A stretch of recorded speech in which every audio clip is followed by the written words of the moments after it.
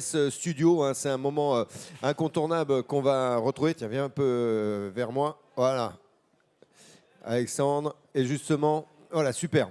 Et on a, j'ai la chance d'avoir à mes côtés Alexandre Giroux. Et Alexandre, il est champion du monde de quad, vainqueur du Dakar 2022. Donc on a quelqu'un au niveau de la compétition qui a quand même déjà de belles performances. On est ravis de t'avoir à nos côtés. Et c'est avec nos amis de Will Secure qui sont avec nous. On en a parlé durant ces 2 journées. On a même fait un point studio. Tu viendras tout à l'heure nous en reparler justement. Merci à toi d'être à nos côtés. Je voudrais connaître un petit peu, Alexandre, ton parcours, parce qu'avant de devenir champion du monde, avant de gagner le Dakar, il y a quand même eu des étapes pas évidentes pour en arriver jusque-là. Tout à fait. D'abord, bonjour à tous. Merci de m'accueillir. Comme partout, comme dans toute entreprise, comme dans la vie, il faut faire ses preuves. Du coup, c'est vrai que sur le Dakar, déjà, j'ai mis 6 ans. J'ai fait un crédit personnel au début pour y arriver. Et puis petit à petit, on a mis les pièces en place afin d'arriver à gagner ce Dakar. Il y a eu plusieurs étapes de Dakar. Tu en as fait combien en tout pour arriver justement à gagner celui-ci? 6 exactement, j'ai fait 6 Dakar. 6 avec, il y a forcément des années avec problèmes techniques, etc. Des choses qu'on n'aime pas rencontrer mais qui font partie de la compétition.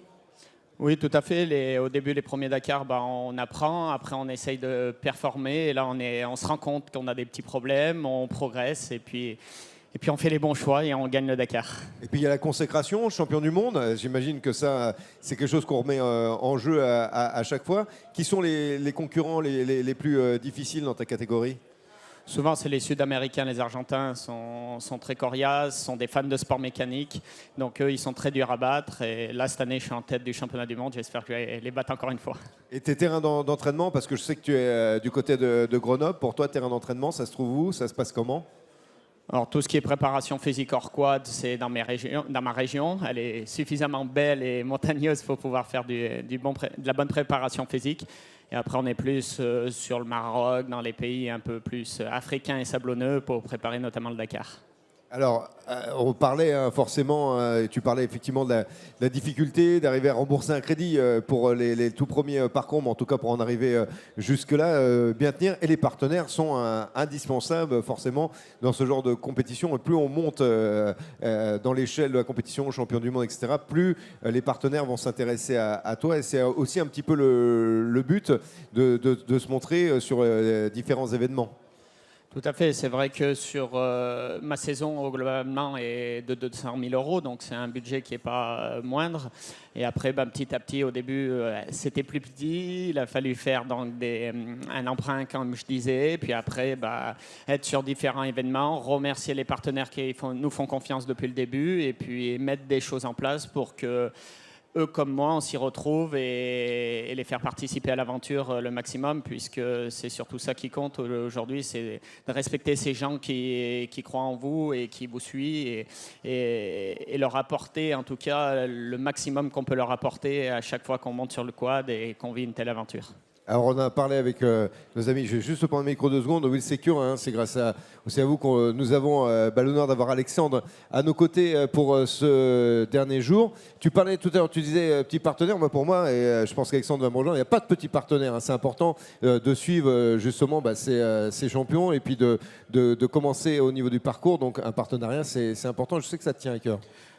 Oui, effectivement, on est quand même un petit partenaire, on sait faire les additions, tu sais faire les additions comme nous, sur le global, on ne pèse pas grand-chose. Par contre, on a un vrai plaisir à accompagner Alexandre depuis des années. C'est avant tout une aventure humaine, c'est une belle rencontre qui s'est faite un soir à Paris dans un restaurant présenté par son papa. On a collé au truc. À l'époque, il avait de la performance, mais il n'était pas ce qu'il est aujourd'hui. On est ravis d'avoir été dans l'ombre pendant 6 ans. On a eu un rayon de soleil cette année, on a été ravis. Alexandre a eu un très beau titre. Donc pour nous, c'est une consécration, mais en même temps, elle n'aurait pas été là. On continuera aux côtés d'Alex parce que c'est un mec qu'on aime bien.